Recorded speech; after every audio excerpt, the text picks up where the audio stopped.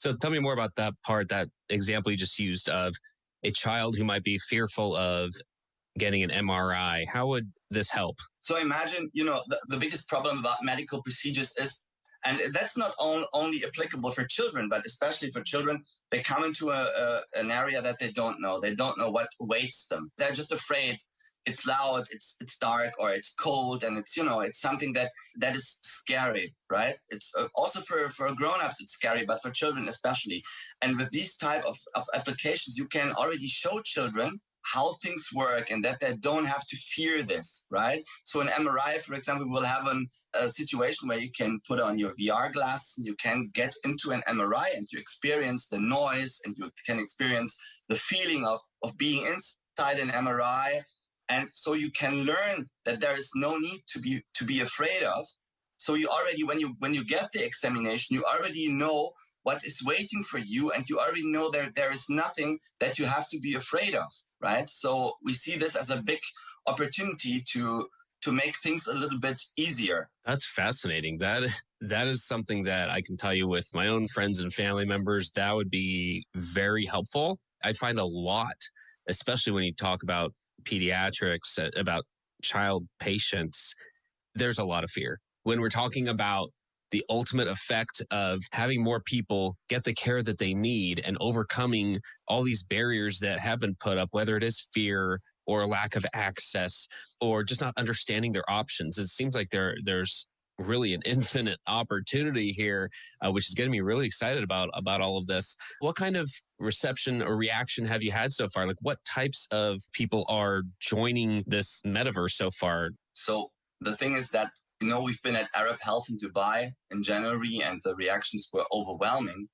And you cannot say that only this and that group approached us, because everyone approached us, basically. Hospital chains, university hospitals and universities, patients, doctors, therapists, even pharmacists came and said, hey, what's the opportunity for us here?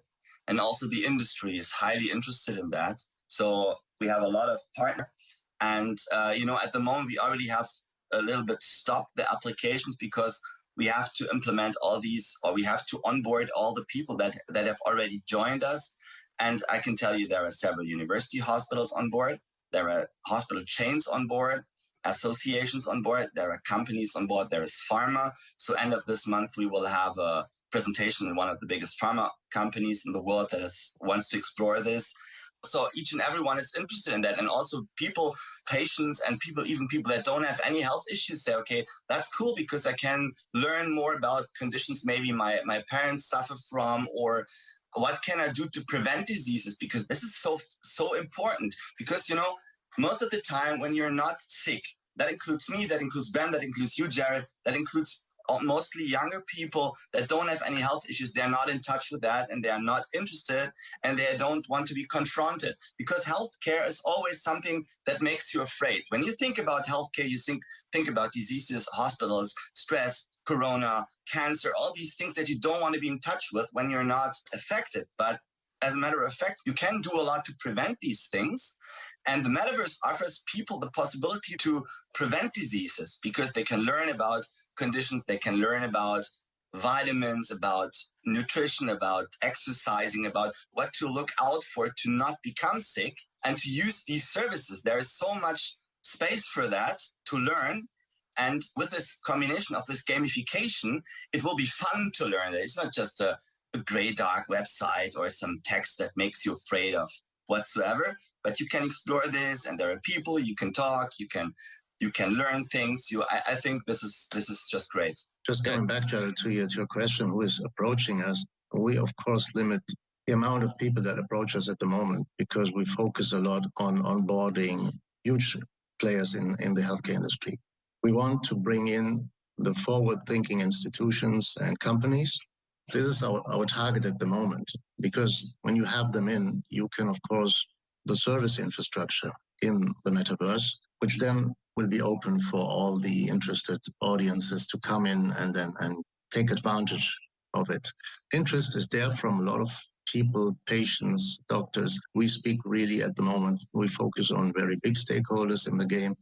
and would then like to continue forward bringing on other stakeholders in healthcare. But generally, that's what we do. And yeah, it makes sense. We have already onboarded some interesting partners, as Michael said, and we will continue doing this to develop a complete infrastructure. That's amazing. And I know with the pandemic, it's hard to really see as far into the future as we used to like to do. So if we're focusing more on like 1 year in the future, or maybe 2 years in the future, if everything goes according to plan here, what will the metaverse look like? What the two of you are building, what will it look like in terms of its impact on healthcare? It shall be a complete world that represents basically each and everyone on this planet and gives each and everyone on this planet the possibility to have access to healthcare services on a very personal and direct level. It makes healthcare really a part of everyone's lives, of everyone's daily lives, because that's what we have to reach. And that's what is very important, especially because people have this demand, right, to have these services and have accessibility to healthcare. And that's what we want to reach with that. Fantastic. Ben, what do you think? Well, important is we are not substituting anything. Healthcare is still something that also will need the real world, the doctors, the hospitals, of course. But what we can achieve is a better educated population of patients. We can help hospitals and doctors prepare examinations. And after releasing patients, they can have a still ongoing relationship, delivering education and content to those people that they have treated. And this will allow a way better outcome than now. Because the problem that we see in healthcare is that even as a doctor, you see patients just like once or 2 times a year, even if, let's say, these exemptions that you see maybe on a monthly basis, still you don't have the right feedback. You are not really connected to your patients. You see them, as said, just once, and then you don't get the feedback about treatments. You don't get the feedbacks about their behavior. And this can be changed with the metaverse. And this will also then allow better outcomes in treatments.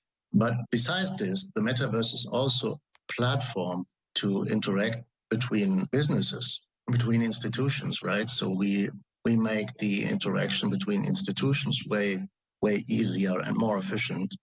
So that, of course, we are going forward to develop something that is a kind of a economy of service world, definitely as well. And it will take time. We will roll it out. We will build it step by step. I think it will be an ongoing process for the next 10 years, maybe 20. And everyone that has read about metaverses knows that it will be an ongoing process where people participate, because we also want to bring in other stakeholders that help us develop services, technologies, and whatever. So this is something that will take time. For sure. Well, thanks for giving us this vision of what the two of you are building here. Thanks so much for giving us your time. What's the best place right now for listeners to connect with the two of you? And then how can they learn more about the metaverse that you're building? We have LinkedIn pages for sure, but people can get in touch via email. Most simple via contact@aimedis.com. Yeah, so email is, I think, the easiest way. I mean, we also have all these social media channels like Twitter and Telegram, and learn about the metaverse via our website, Aimedis.io. We'll showcase a lot of more aspects and the first product versions really soon. So people will see a lot of material and they will be able to try it out themselves very soon. Very nice. Thanks again. Stay safe. Best of luck with all you're doing. Please keep in touch. We'll plan to have you back here soon to talk about the NFT marketplace that you've set up. In the meantime, thanks for joining us. Thank you very much. Thanks, Jared. Thanks, Jared, for having us.